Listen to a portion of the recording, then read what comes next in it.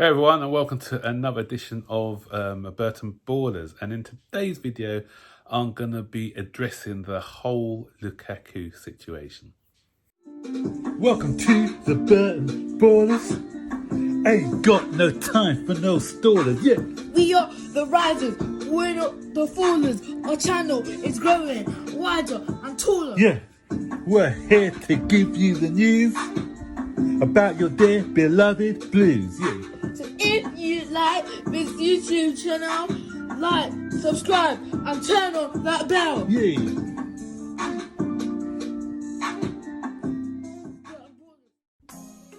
Yeah, so first of all, a lot of people may think that I am siding with Lukaku, but in all of this, I have not been siding with anybody. I wanted to be armoured with the full facts before sort of jumping on Lukaku. And, because a lot of this stuff comes out of media. There's a lot of misquotes and everything else. I wanted to know the full story from start to end before making a comment. And now that this has kind of been resolved after today's press conference with Thomas Tuchel, I just want to give my piece on this old Lukaku situation. First of all, I got to say that he was wrong in what he did with as far as organising this interview, because he did it without the backing of the club, and I don't know what his intentions were. I know that a lot of people said he wanted to do it as an apology to the Inter Milan supporters, but I think that he should have got advice from his advisors and other people before doing this interview, because obviously you see the traction and the noise it's been gathering since he's done this interview. So I'm not backing him on the fact that he did a video off his own back without the club's permission. So let me just get that out straight away. The words in itself, did I take offence by them? Not at all, not one bit. Because you know what, I do not, what we tend to do as a fan base, we accuse the media of doing this, but as a fan base, we are just as guilty as doing this. And by this, what I mean is overreacting. He said a few comments, and you know what? We just take whatever we want. We just pull out the sort of sensational parts of what he said, and we use it like a tabloid press. We're no better than the Sun or the Star or whatever newspaper it is. He made a comment, I'm unhappy with the situation. All of a sudden everyone's jumping on it. He's unhappy with Thomas Tuchel, he doesn't like being at Chelsea or whatever. But not nobody. There's a few people who said, look, maybe he's looking at himself and thinking, I'm unhappy that I haven't contributed as much as I should have done. But no, people always want to jump on the negatives and not look at it, looking at it from the positive side. Or what is he trying to say? Is he trying to say he's unhappy with Chelsea or unhappy with his performance? So as I said, we need to take a more calmer approach when we're analysing things. Even he's talking about the system. But you know what? People didn't say, look at the fact that, that he said he needs to work harder to adapt to the system. They were everyone was looking at the fact that, Thomas Tuchel's system doesn't work for me. I'm happy playing in this system. So that's what I said. You can take things in a negative way, or you can take things in a positive way. You know what? I'm a man who likes to look at it in a positive way and don't pull out the negatives. Media were playing into the hands of the supporters to divide the fan base, and it became a situation where it was Thomas Tuchel versus Lukaku's situation. Thomas Tuchel already said, when he did his press conference on Friday, that the way it was handled, because he brought on noise to the club and he didn't like that, which is fair enough. But it's not a battle between Thomas Tuchel and Romelu Lukaku at the end of the day. Today, a line's been drawn under it now by Thomas Tuchel. Thomas Tuchel has said, what I like about Thomas Tuchel is being very balanced in all of this. And if everyone took time to listen to his conference, press conference, you haven't watched it yet, go and listen to it. He's basically saying the sort of stuff that I've been saying all along. He's saying, you know what, some things were taken out of context. There's the media like to hype things up because they have to sell newspapers, and so he could have articulated himself in a better manner, but he didn't. So some things came across as being a bit disrespectful, but after having the clear the air meetings, he is positive that Lukaku is totally committed to this club. But yet some of our fans are not having it. And it's like, how dare he disrespect the Chelsea fan base? The same Chelsea fan base who disrespected Lukaku. Not everyone, but there was a lot in there. Let's be honest, when he says he didn't want to join, he didn't want to leave Inter Milan, we knew that. If you did your homework, he said that before we even bought him. If he wanted to have a longer contract at Inter Milan, if they couldn't do that, he may move to a different club. He said that, so we're all aware of that. He was just reiterating what he had said before he had signed for Chelsea.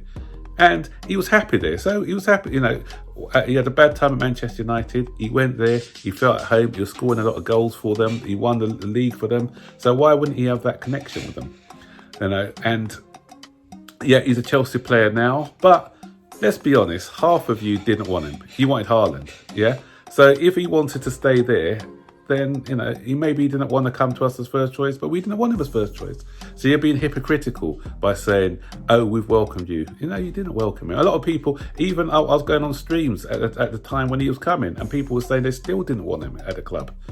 And there were other situations as well where, there's this guy Con, and I got, I look at his tweets, and he's been always supportive of him. So if someone like Con or some other people who have been supportive of Lukaku say, you know what, he let me down, then that's fair enough. But the ones who are making the biggest fuss about it, these are the ones who, if he misses a chance or whatever, they're slagging him off. They're having a go at him. They're disrespecting him. You're talking about respect. You're not respecting one of your players, but when he disrespects us, it's a big issue for you. If it's such a big issue, stop going around disrespecting players. Not only him, other players. When he missed that penalty when he was first with us in the Super Cup, the amount of disrespect he got and racism, even death threats, I believe, as a young, was he 21 when he left us or something?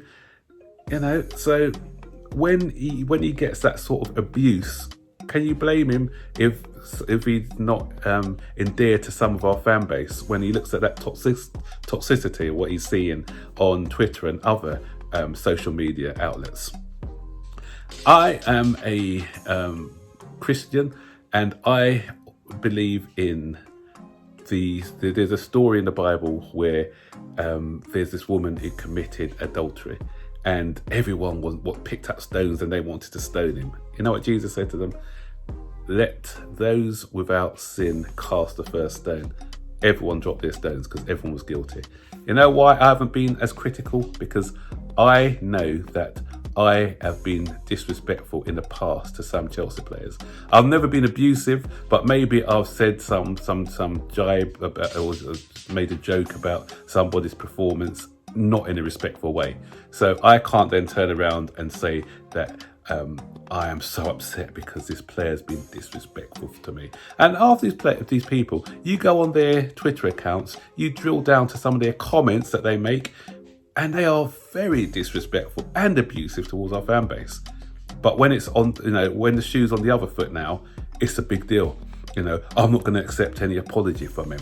What are you doing? You're just keeping this animosity. The reason why the fans were upset in the first place was because it will create a divide between the club, the players, the fan base.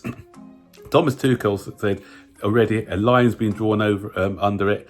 The players have accepted his apology. He's apologised to them. But I'm hearing some people say, even if he doesn't apologise for the fans, I'm not accepting it. Who are you? Who are you to say that? So if you want to keep this going, then it's you who is causing a friction in the club. You know, I can see what's going to happen now. You know, if he scores his goals for all well and good, but if he has a bad game for any reason, people are going to be bringing this up. Oh, he doesn't want to be at the club anyway. This is going to do us no good. You know, it's going to do us no good. We've got to get behind the player. I'm not saying you like the player. You don't have to like the player, but as long as he's wearing a Chelsea shirt, you need to support him. We need to accept his apology, get behind him now, and galvanise as a fan base and as a team. That's the only way we're going to move forward now. So that's my advice to you. You could do, as I said, at the end of the day, you're going to do what you want to do anyway. You're probably not going to listen to me, but I'm just saying I think that's the way forward now. So one thing I've never ever done as a fan is to put a player on a pedestal. I do not believe that. You know, players say they play the fan base all the time. They say what they want the fan base to believe, but some of them are disingenuous. They're just saying it to get people on side. I've never had a strong affiliation with any player.